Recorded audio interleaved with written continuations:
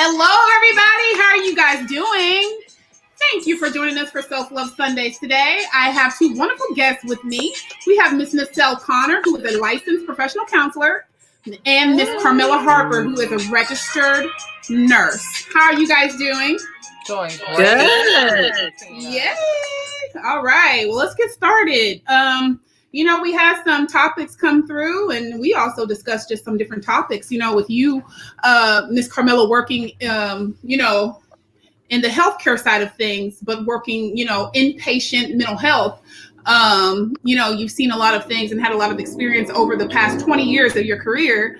And Ms. Neasel, you also do really awesome work with Black women. And you work on like changing that narrative, that no longer serves your client. So I think just that combination of you two super educated, awesome professionals is going to make a wonderful show today. So I guess, typically I like to take a deep breath before we really get going and just be like, okay, we're good. Okay, so we'll start with the topic of long-term consequences of childhood abuse and neglect. When we hear that long-term consequences of childhood abuse and neglect, what comes to your mind? For me, it's kind of personal, and I can also, speak professionally about it too. But ladies, what comes to your mind?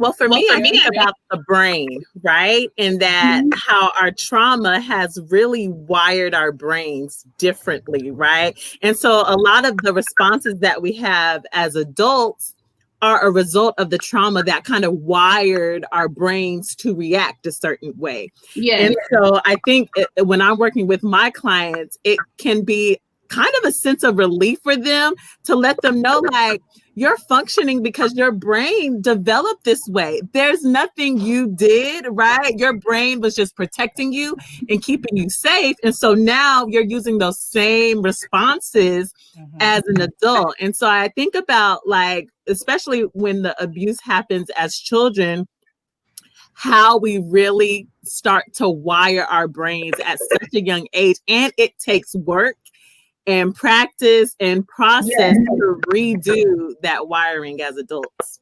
Rewiring. Absolutely. And I totally agree with you.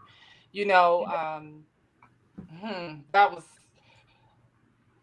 until we can admit, a lot of times we are always looking outside ourselves, trying to figure out who needs to change around us so that our lives can be different. When actually we need to look in the mirror and we need to start changing those things inside of us. And like you said, rewiring our brains. And I have found, because I had to do the same thing. Yes. I had to do the same thing. I had to clear my head, clear my heart. I had to forgive. I had to ask for forgiveness because of a lot of the trauma that I went through as a child. And it's just a practice. Right. It's not easy, especially to admit that, whatever's wrong is not because of people outside of me. I'm the one that's accepting what they're doing to me. So there's something in me that I need to change so I won't feel like I have to accept it. That is work. But if you put the work in and you are anchored in your faith, I promise you, whatever you want to believe in, I'm not here for that. Whatever you want to believe in. But if you're anchored in your faith, and I know for me it has been that way, it is definitely worth doing. Absolutely. Absolutely. So when you talk about that work that you've done, can you name like maybe one of the top things that you've done working on yourself that kind of stands out? Well, for one thing, I reached out about 3 years ago to people that had harmed me, that had done me harm, not physically, but just throughout the years, ex-boyfriends, my ex-husbands, that was hard. Even though, and I had to ask the Lord, I said, Lord, why you got me doing this when they was the one that hurt me for real? You know what I mean? But it wasn't for them. I asked them for forgiveness and I told them that I forgave them. You understand? And it Yeah. set me free. So that was one of the biggest things. Those was one of the biggest things was forgiveness, and truly, truly forgiving. And even though I told my mom many times I forgave her, I still get mad. But I knew that I forgave her truly when I stopped throwing old things up in her face. When I stop, because there's times we get mad, and even though we say, "Oh, I've gotten over that," but we get mad and we don't get what we want, then we throw up stuff and we project onto other people. But when I stopped doing that, I realized, I said, "Okay, Lord, I'm healing for real. This is some real healing. This is And some real healing." I think that's so good when you mention healing, because I like to tell my clients that healing is on a continuum, right? Because a lot of times they come in saying, I just want to be healed from this. I just want to be able to move forward. And I always ask them, like, what does that look like for you, right? Because it doesn't necessarily mean that you're going to forget the harm or forget the trauma or forget the abuse. It's the response to it that may be different once you're on this continuum of healing. And so I think it's so good that you just talked about what your journey has been like, because it can look differently for everybody, right? And the method to the healing, whether it's through your faith or through therapy or through a combination of the both, because I'm all for Jesus and therapy. I need both personally, right? I think that's so good that you brought that up about your healing. And I just wanted to add, like, yeah, absolutely. Healing is something that we all desire, especially after we've been hurt, but understanding that it's on a continuum and you might be cycling through it.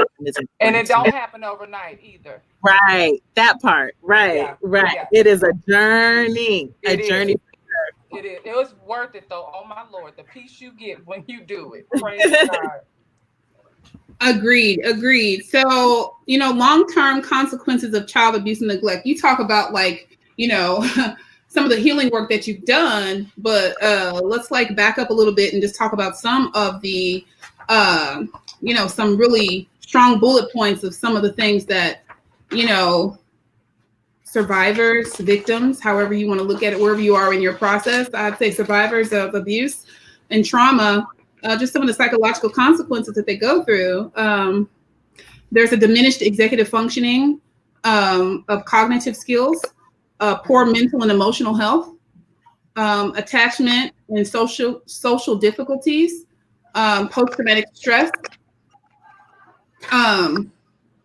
and behavioral consequences. There's unhealthy sexual practices. It does not necessarily mean that the person is going to be hypersexual. However, they could have issues with boundaries all the way around in every area of their life. Yes. So, that means maybe someone they went to hang out with may have possibly, they just wanted to hang, but they're not strong enough to say no because no never worked for them in the past. So they gave up on no. So they have to, reestablish those boundaries. And in order to do that, you have to get your self-esteem up. You have to know who you are, get your self-worth up, work through all of the trauma and things like that. And that usually happens, later on in your 20s, 30s. So that means you may have gone through a full 10 years or so of just continued abuse and trauma. Yeah. And one thing to answer the question that you had is I had to stop being the victim. I had to make up in my mind, and I'm a big woman. I'm nobody's pushover. I'm nobody's victim. I'm 6'3", 208 pounds. Okay, so I ain't nobody's victim. You know what I'm saying? But I was the pity party victim in my head, and it just continued to make me make poor decisions about who I would be around and who I would develop relationships with, which made my life worse. So it was never, time for healing because I kept adding on to that unhealthy, unhealthy relationships, that unhealthy, toxic, continuing thinking that it was somebody else until I had to say, okay, let me look in this mirror. And what's so disheartening is that Michael Jackson told us a long time ago, look at the man in the mirror. We would sing the song, but did we really take it to heart? We need to take it to heart. That is just not a chorus line, y'all. This is something that's real. We have to learn how to stop being the victim. how to stop being so easily offended, okay, and really and truly open up ourselves to whatever power, higher power that you acknowledge. Mine is the God of Abraham, Isaac, and Israel. So, I just, you have to open yourself up to heal. You have to decrease your ego and I ask God all the time, Lord, increase in me and decrease. And I'm not a religious, ritualistic person. I don't even, I hadn't even been to church, but I read my Bible more probably than the pastor do. Okay. Yeah. You understand what I'm saying? So it ain't about what the public sees. It's about what's in your heart. God ponders your heart.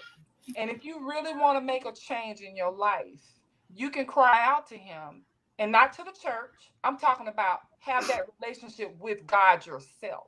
You don't have to have a middleman to connect you, because a lot of people have taken their authority and have abused it and have hurt more and more. For some people, faith is they don't believe in anything, and a lot of times they don't believe in anything because of the trauma that they went through, and they feel like, how can God, allow these things to happen for me? So, with the faith, I don't want to go that deep into it, as I am a Christian as well. I got an answer if you want me to answer for you. Just to respect everybody's different viewpoints and stay like more towards mental health geared, we'll just kind of like move on from that for now. But I did want to mention that, some things that abused people go through is that they just continually get judged throughout their life because people don't understand what they have dealt with. And it has not been the norm to be able to talk about these things. So you're supposed to be shamed for having gone through abuse. So you are the person that got abused, but you're supposed to be ashamed of speaking about it because you're going to be stigmatized from having had to have dealt with it. So how would you handle that? How would you suggest someone that you just described? How would you tell them to handle that situation? I would say, you have to own your story and be okay with it, because people are always going to judge you. But if you're really worried about being accepted, it makes sense because you've been abused, but you have to accept yourself and accept your story. Oh, that's a deep one. You have to heal from it. You can't just overlook certain areas or be over strong or over independent. That's good. It always makes you end up with a weirdo. When I say a weirdo, it's because you're isolating yourself. You're not asking for help. And the predators are looking for those people that are strong. Yes, you're persevering and making it through however you can, bumping your head along the way because you're not fully healed. But you end up with a weirdo, whether it's a weird mentor, a weird coworker that's bothering you. You're going to end up in a weird situation because you haven't healed, and that person can sniff that out on you because we're all spirits. And people that manipulate spirits that have been abused, wounded, and not healed, they can sniff you out. So, you really have to own your story, heal through it, not be ashamed of it, and move forward. And when you move forward, just live in your day-to-day life, you're probably going to end up helping other people too, because you're not ashamed to share what you've been through, and they'll be able to relate to that. And they'll say, oh, wow, I'm not the only one. Because what the enemy, leads us to think is that we're the only one. Right. No one else has been through any of this. Nobody can understand what I've been through. No one's been through my kind of trauma. I got trauma on trauma on trauma on trauma on trauma. No one can outdo my trauma. It almost becomes like a badge of honor that you carry around with you to survive, to say, I've been through all these things and that's why I'm the way I am. But it's really not healthy when you're an adult, teenager, young adult. You have to, work through this stuff, or else it's going to wreak havoc and destroy every single facet of your life. Can I respond? Because what you just said was right on point, and I totally agree with it. You're right. You have to own yourself. You have to own your story. And you made a point about of us being spirits, right? We're all spirits, right? But we're also in flesh, right? So we can see each other, right? And they have a very good keen sense, abusers have a very keen sense, like you said, of sniffing out other spirits that may be vulnerable, right?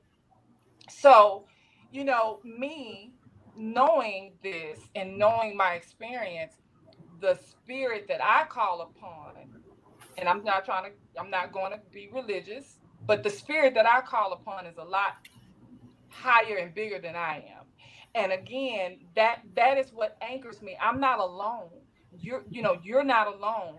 People out there are not alone. If we stop trying to depend on our own resources and say, you know what, I've been created divinely. And whatever that force is, it's holding everything in place right now. And sometimes when we are abused and mistreated as children, that's because the enemy wants, like you was talking about the enemy a few minutes ago, that's because the enemy wants to stop you from walking into your path, or walking into your path developed and in peace and in joy, right? So he wants you to be depressed and he wants you to fail, but you don't have to. You don't have to. You don't have to. And I am a living testimony. I'm a witness of being in a very dark place, being abused, being molested at 5 years old by a relative, turning around, being abused and raped at 9 by a teenage boy up in the mountains in Colorado. There are baby, I done been homeless. My mom's boyfriend was a heroin crack addict. We lived on the streets. I was a sojourner. A lot of people had a home. I didn't have that. You understand? I mean, let me tell you, then I picked a joker in my first marriage that did more abusing. But then when God said pause, you're looking at everything in the negative. Okay, what has that done for you? Depressed me, stopped me from being inspired. When I started looking at the things that I learned, the things that I survived those things. And I'm not in a mental institution long term, which I've worked in, okay, at the state hospital in Jackson, Mississippi. Okay. I've worked here at the Austin Oaks. I've seen so many things. I could have been there, but I'm not. We're not. We are here. And so what happened? That happened. We can't change that. But what did I learn from it? I learned how to survive. You can take me anywhere in the world and drop me off, and I will make it.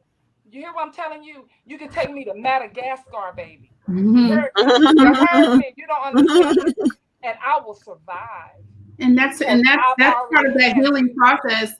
Sorry to cut you off. That's part of that healing process. Is you are, and part of what the work that Miss Neasel does, and it is changing that narrative. So you're reframing this thing to something different. It's not, wow, why do these bad things keep happening to me? Praise God. When you do that, you become a selfish bitch, okay? Because, excuse my language, but you are acting like you are the only person that has gone through anything. But you know what, though? Let me back you up, Tina. You're so caught up in your own. It might be somebody out there that is taking that to heart. No. Let me finish my point, though. You're gonna come off selfish, right? Because you're not gonna have any empathy. You're gonna get a cold heart. You're gonna end up having a cold heart. And the whole point is to be able to heal, to keep your heart warm. That way you can still connect with people.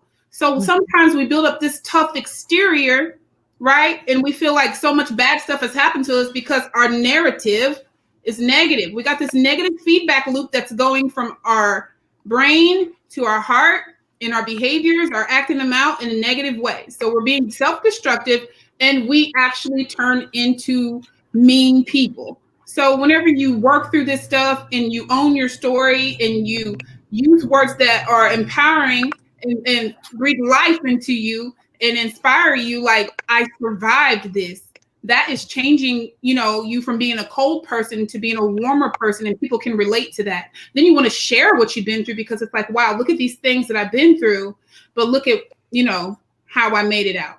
And if you're a person of faith, look at how God helped me get through these different things. And, you start paying attention to the positive things that happen in your life.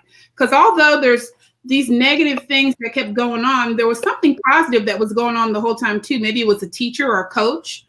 Maybe it was a big sister. Maybe it was a manager at work or something like that. And then we start to focus in on the positive things, and we start to have more of an attitude of gratitude.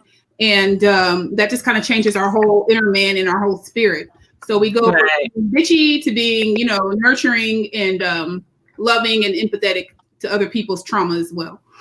Right. And it's definitely a process too, right? Like I think Carmella said earlier, it doesn't happen overnight. And a lot of times people are just having they're having responses to their trauma, right? And so a lot of the ways we have developed and how our brain has developed is to protect us. And so sometimes that exterior I've built up, that has had to protect me as a child. And yes, I may be in a safe relationship now, but I don't know how to take that protective layer off.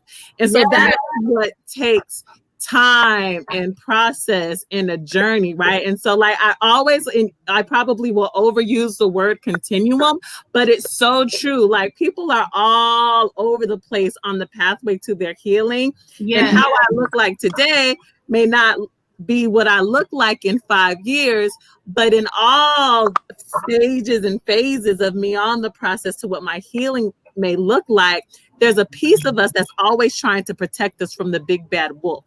And so sometimes that big bad wolf will get in the way of us having healthy relationships, get in the way of us maintaining our employment. It may get in the way of us abstaining from behaviors that don't serve us, right? And so it's definitely a process to get to that point. So you got to renew that mind, for biblical, there's a scripture that talks about, renewing your mind. But if we're talking mental health, we talk about reframing things and using cognitive behavioral therapy to change those thoughts. Those thoughts are going to change those emotions, which is going to change those actions, right? So if we keep renewing our mind and we keep learning why we're doing the things that we're doing and how we're ending up in these situations, we're going to continue to change our outcome, and we're going to start having victories and not having all these series of L's, and you can't help what happens whenever we're young. And the predators that come for us when we can't feed ourselves. We don't have, we're 5, 6, 7, 8, 9, 10, 15, whatever. You are still a child, and you have no control over any of that stuff.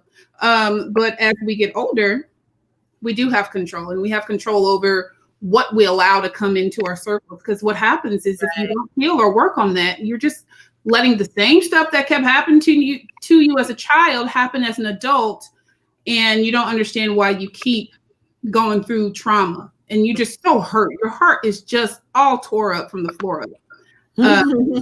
Keep ending up in strange predicaments with weirdos. I'll keep using that word. It's going to be weird because you are operating from a place that hasn't been healed. So you're operating in the valley, and everything that you're going to encounter is going to be an obstacle.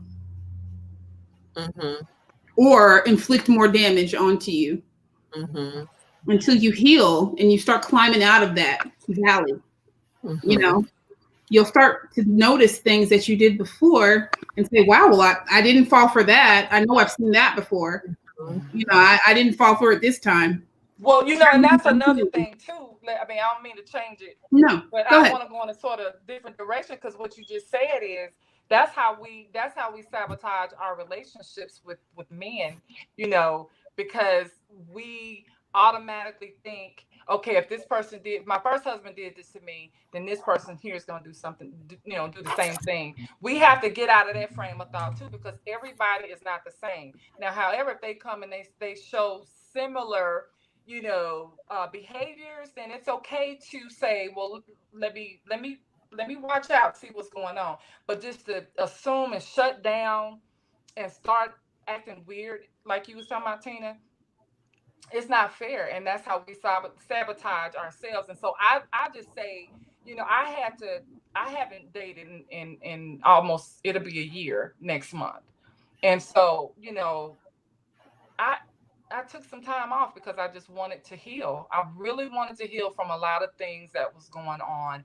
And it really gave me an opportunity to plant myself, to anchor myself, and meditate, listen to music, pray, read, sing, everything that I needed to do to learn who I was, because I realized I didn't like myself.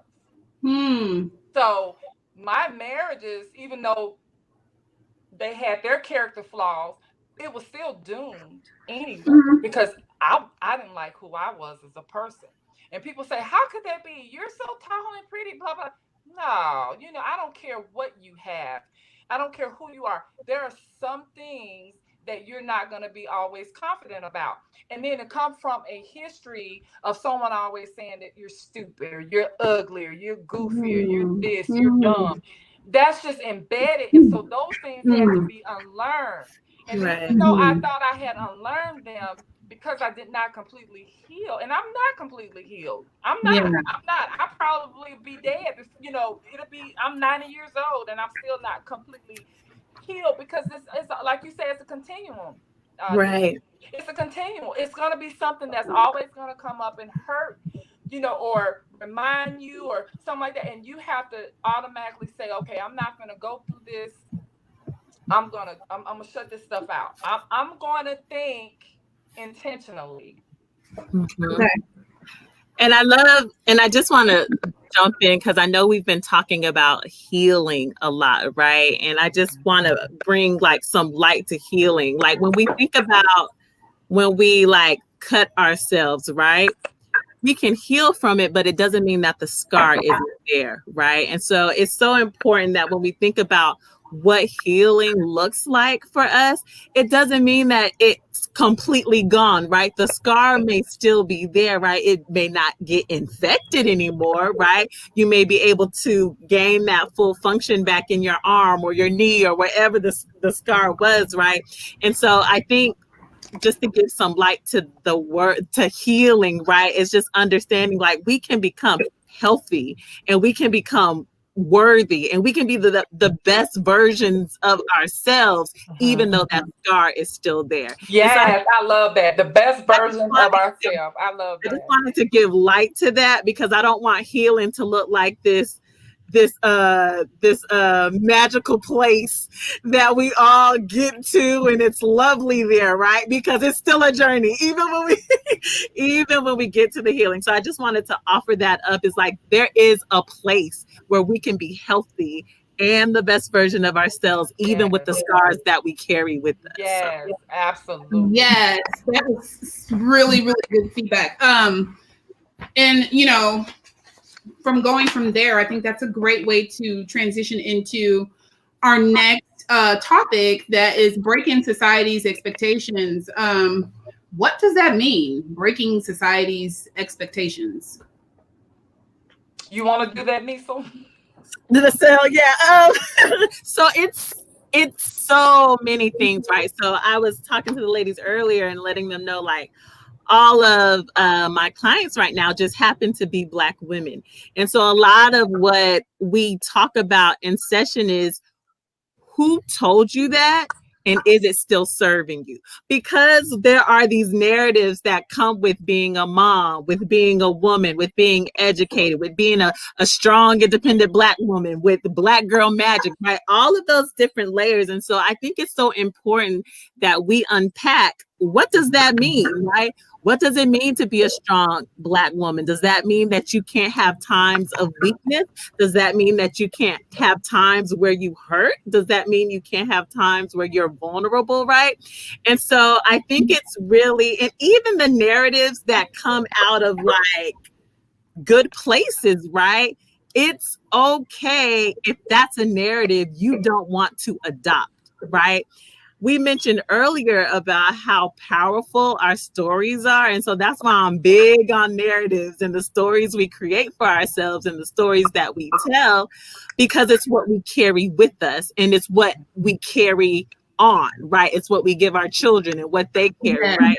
Yeah. It's so important that we're always examining the roles, the responsibilities, the stories that we're telling ourselves, because if it's no longer serving me, if it's no longer true, then let me abandon that and get to what is, right? And so I think that we have to look at it at all layers, like even the ones that, you know, make us feel good, because there can be added pressure with trying to be something that you weren't designed to be. Absolutely. And with you saying that, I'll jump in and say, like, before we started, we were talking a little bit, and we talked about how someone who hasn't been through, you know, trauma early on in their life, they don't really understand someone who has been through that and all of those deficits and things that they have to work through, and don't add being a person of color on top of all of those other obstacles and traumas that they, you know, have been exposed to before they even hit 18. Okay. They don't really know how to deal with that if they haven't been through that. Right. So you start out life as a young adult just being judged and condemned, and you feel it. We're all spirits, right? So you feel that, and you go places to, you know, feel nurtured, right? And it may be church. Church is like, you know, can be a feeling of like a conveyor belt, you know, it's like a husband, wife, children. When something comes down the conveyor belt that doesn't look that way, if the person isn't mature enough and spiritually mature enough and non-judgmental, they will treat you differently, and you will begin to feel like you just don't belong anywhere. So I think sometimes when we talk about breaking society's expectations, sometimes that means that you may have to do your healing outside of church, even though that you are a believer. Sometimes you will have to go and see Miss Neasel. Sometimes you'll have to go and talk to Miss Harper and be like, look, this is what I'm going through. You have to understand sometimes that some environments, they can't really nurture that trauma that you've been through. And they are perfect for people who haven't been through that. Woohoo, you know? But for someone that has, it's life is a little bit more complex, and you really have to go and find people that can help you. So you got to do more navigating too. So that's even, you know, we should talk about that, how you do have to really know what's going on with yourself and really do that self-work, because you're going to have to go and find someone, find a tribe that can help you. And sometimes it's not church. And I agree with you 100%, because let me just say this here. I think that we need to change our perception of church. You know, I maybe shouldn't say it like that. And the reason, what I'm trying to say is this: we view all churches to be a safe haven, a safe place, and it should be. It should be a refuge, especially for the sick and the shut-in. But it's not. It's actually, especially from where I come from, it's a fashion show, and everybody's sleeping with everybody. I mean, I'm just going to keep it real. You have people in the church that is having babies by the pastor or the deacon or whoever, and they all still in the same church. I done seen it with my own eyes, honey. So I do understand that we look at church as being a safe haven, but everything you need is already on the inside of you. Meditating, breathing, making a choice to make a change. You're going to have to go to Neasel. You're going to have to go to Tina. You're going to have to go to whoever you need to go to make it work for therapy. I've been to therapy. I've been to marriage therapy. I done, been to regular therapy. But at the end of the day, if you are not ready to change, praise God. If you're not ready to change, it's not going to happen. You have to be ready. You have to say, you know what, whatever it takes. I'm ready to have some type of peace and clarity in my life. I'm tired of everything, when it rains, it pours, things back to back to back to back. Honey, I was in my bed 3 years ago asking the Lord to come get me because I feared him too much to kill myself. I was afraid to commit suicide, but I wanted to die because I had went through 2 failed marriages, loss of businesses, loss of money, selling my house, all kind of things, right? I still got 6 kids. At the time, I had 6 kids. You know what I'm saying? That was still at home. Very difficult. And it was just disheartening, and it was so hard for me. You felt unsupported. I felt very unsupported. And, I didn't have a boyfriend or a husband or my mother, God bless her, she was raised in a negative environment. So I really couldn't really go to her because of her, she couldn't be supportive. You know what I mean? No, I know my mama loved me. Now, I didn't have the tools that you need to start working through this stuff. Exactly. So sometimes somebody can mean well, but can't do anything for you. Right. And so we go to the church and we think, I done had pastors to hit on me. When you go to the church for help and instead they want to sleep with you. Come on, man. Really? But at the end of the day, you reap what you sow, and they're going to get all that back. But anyway, back to what I'm saying. We have to be Let me tell you something. It may seem like, oh my gosh, I can't believe she's saying these things, but this is a place where we are authentic, and you are just sharing your true experience about what happened to you. And you're not the only one. Okay. I've been licensed for 11 years. I've been in the field since 2005. Field of what? Mental health and working with people with trauma. That's my expertise, is trauma.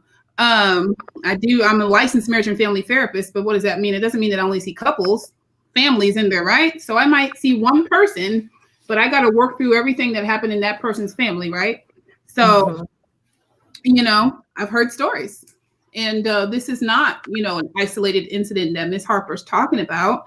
So we have to still have those boundaries up, and we have to still, have, be looking and discerning, even when we're in the church. We don't put down all of those things whenever we go to church. It's still part of the world.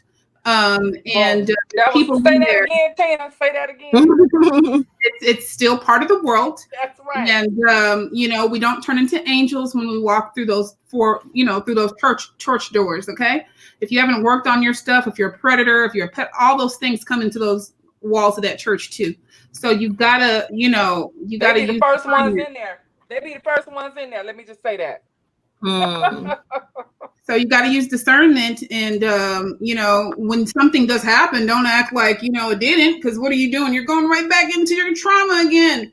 And remember, people sniff that out in you, even if it is somebody at church. They sniff it out too.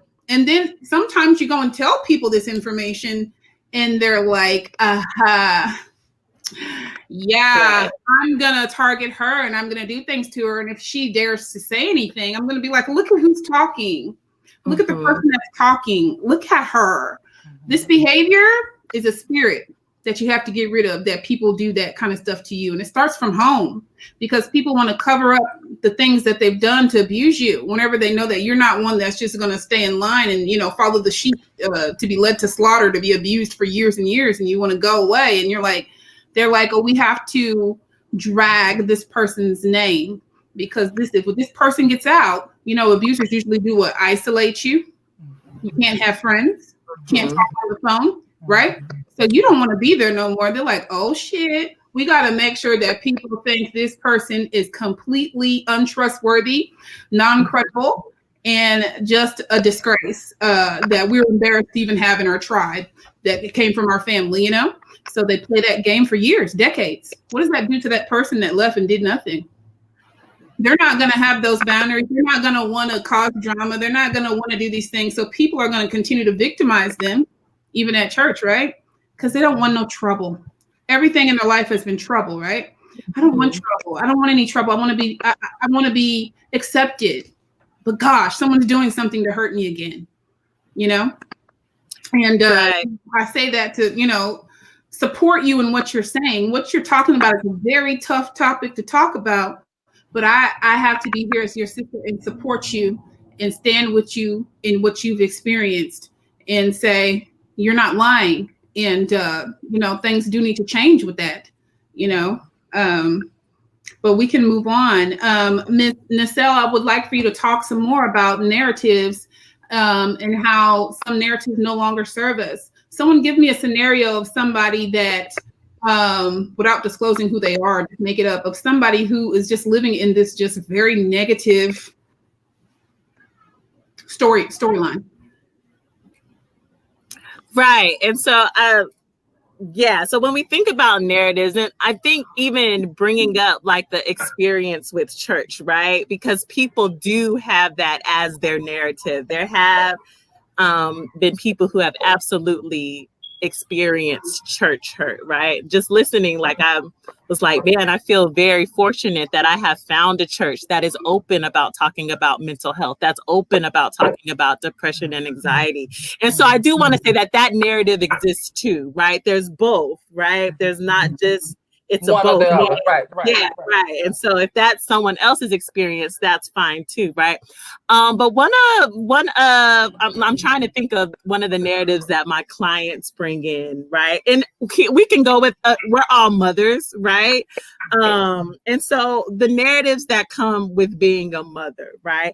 A lot of us take on the roles where we have to do everything, right? We can't ask for help easily, right? It's like we have to be in charge, in control. If it's gonna get done, mama's gonna do it, right? Those types of things, like like I'm taking, like I become mama bear real easily, right? And so even examining that, right? I talk to my clients and say, yeah, I get it. I understand. I'm a mama too. I'll fight, cut, whatever for my children, right? But let's talk about your exhaustion. Right? Let's talk about your stress. Let's talk about how you're pouring from a cup that is no longer full because you don't prioritize your care, right? You prioritize everyone else's. And when you begin to do that, when you begin to prioritize everyone around you, but yourself, you have nothing left to give. You're giving scraps. You're giving leftovers. You think you're giving your best, but you're not, right? So I have my clients go back and look at it. What does it look like for me to take care of me sometimes first before I go and be all the things to everybody else? And that is really hard for mothers to do. I would even venture to say it's really hard for Black mothers to do, because a lot of times Black moms, and I'm speaking from my experience, my narrative right now, is that we are wearing more hats and have more added stressors than a lot of people that don't look like us, right? And so because of that, it becomes very hard for me to say, you know what? I'm going to take a day off. You know what? I'm going to go get a massage. You know what? I'm going to go do this for me because we're so busy giving to everyone else. So that's just one narrative I can think of off the bat, because it's not a bad narrative, but is it serving you how it needs to serve you? So that's one example that I think of. That's really good because it ties into self-love, right?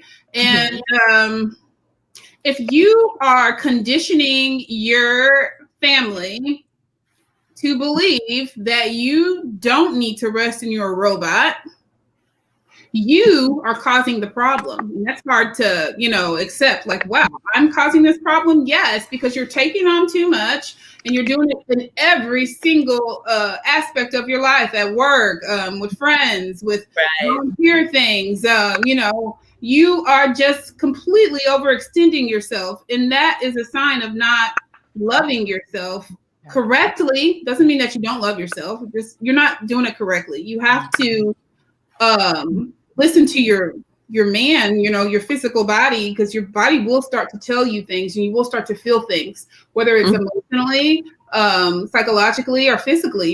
It's going to tell on you if you are not taking enough time for yourself. And it will start to tear up those relationships. When everyone depends on you and you don't really teach them the skills to depend on themselves, you're actually doing them a disservice, because they're not learning that autonomy that they need, and you're not actually encouraging them to become more independent. You are making them dependent on you only, and there's something going on there that you need to explore as to why you feel that you're the only one that can do these things, and you don't even want your family to be, able to, self-maintain if you need a break. I can only speak for myself. I was that way because I wanted to be in control of everything. And that causes a problem. It breaks you down quicker than, anything. And so you have to learn how to let go. You're going to have to learn how to release control and know that you're not in control of everything. And when I got to that point in my life, Tina, that it was really refreshing to say, you know what? I'm not in control of everything. Let me learn how not to be in control of everything. And when I learned to do that, it brought a lot of peace. Let go, right? It's a song that I was thinking about a song. Yeah. But yeah, you have to let go. You have to say, you know what? It's going to be okay. And the more you do it and realize, oh, it really was okay, the more comfortable you'll get with starting to realize I don't have to control everything. I have to control everything. It doesn't have to be done exactly how I would do it. I'll take, for example, I have 2-year-old twins, and their dad may brush their hair and it's not all in the ponytail, and that's not for me to manage. That's him and his time with his daughters. And if that's how he knows how to do it, then that's how he knows how to do it. It's like, oh, well, let me stop what I'm doing and I'm going to have to go drive down and go do their hair because it's not, what are you doing? Why are you trying to control everything? It's okay. It's okay.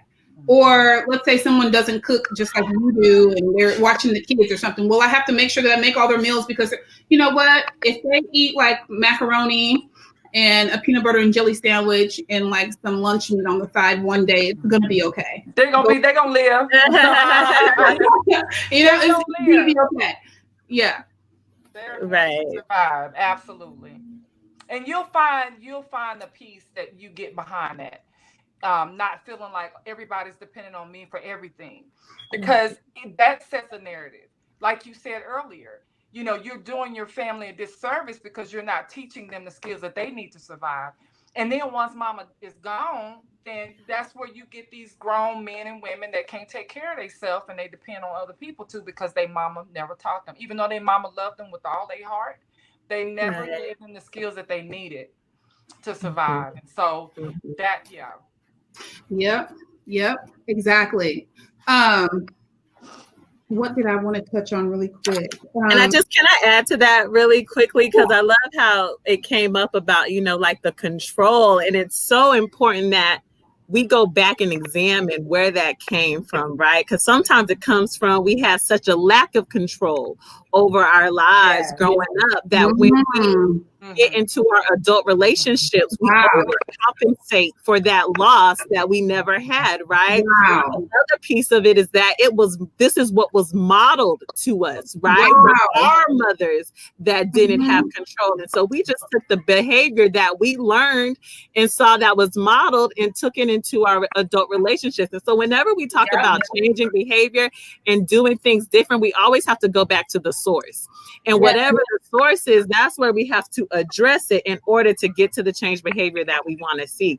And so the control is just the fruit of the source, right? And so going and examining all those layers are so important when we think about rewriting our own narratives. So I just wanted to add that. Michelle, I love what you added. And since you added that, you made me think of something, which is great. It's like a trust issue. You're showing your family you don't trust them. You don't trust this spouse. You don't trust this boyfriend, that's long-term boyfriend or whatever that's around your kids. You don't trust, your sister to go deposit. You don't trust anyone. So that's a problem too, because that control thing means you don't trust anyone to execute things correctly. And that's not a sign of a good leader. If you're, leading your family in your home, that's not a good sign. Management, you can't trust anyone to do anything and you have to do it all. Gosh, what that's going to do is it's either going to limit the ability for your business to grow because you can't be everywhere at the same time and then you want to touch everything, right? Or it's going to cause you to it's just not going to work, okay? Because you can't grow if you're doing everything and trying to be everywhere, and you won't delegate any task to anybody else. You're going to be mad because you're like, why am I paying this person? Right. What would you suggest that they do to come out of that narrative for themselves? They have to start with baby steps. Like, let me allow this person to take the kids to the park and give them their snack without me being there today. Okay, they've done that for a whole week. Okay, let me allow my 17-year-old, just an example, I don't have a 17-year-old, but I do have an older kid though. Let me allow them to babysit the 8-year-old today. Okay, I'm going to leave these instructions. We're going to FaceTime. We're going to do everything that I have on my list. So I still have I know what's going on. Wow, that worked. Okay, I guess I can go out and have a girls' night, and I can go to this couples retreat thing that is just for one evening that the church is putting on, and I can be okay because I can check in with them, and it worked. Okay, great. Like little things like that. Right. With work, let me give this person some little task and train them and see if they can handle it. All right, they've been doing it great. Okay, we're going to add more to it. So I think it's just like baby steps and just like small increments of, depending on someone else to execute something that's important to you. And then, a great leader learns how to delegate, whether it's you're the leader of your family, leader of your home, and a leader knows that they're going to make mistakes. So, it's not perfect. But it's not rocket science either. You know what I'm saying? Absolutely. We can learn how to delegate certain things. And like you said, you know who you deal with. So if you know somebody has a tendency to be late for something, of course you don't want to have them opening up your business at 7:30, 8 o'clock in the morning, right? You know they're not going to be on time. So that's your fault if you do that. So that's obvious, right? So just keep those things in mind. We're not telling you not to have common sense. You got to have common sense when you're healing, when you're going through the continuum. Right. I'm going to use that word. The continuum of healing. That's a good key word to keep. Continuum. Well, guys, we have reached the 52 almost minute mark. So before we wrap up for today, I do want you guys to leave the viewers with 3 things that you want them to take away from this conversation that we've had today, and just make them quick, like some bullet points, because I still want you guys to be able to share things that you have going on about your businesses and different projects that people should be able to get oriented with as well. Go ahead. We'll start with you, Miss Neasel. Ooh, on the spot. Let me think really quickly. My 3 bullet points would be, as my headphones fall off, would be 1, healing is on a continuum. It's a process. 2 would be that your story is important, and it's needed. And the 3rd one would be that your trauma wired your brain. And so your responses are just acting at how your brain was wired. But the great thing about your brain is that it can be rewired. And so healing is available for everybody. So those are the things. Miss Carmella, 3 things.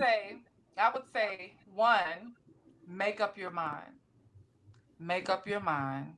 Make up your mind. 2, do not be your own victim, and don't be victim of other people.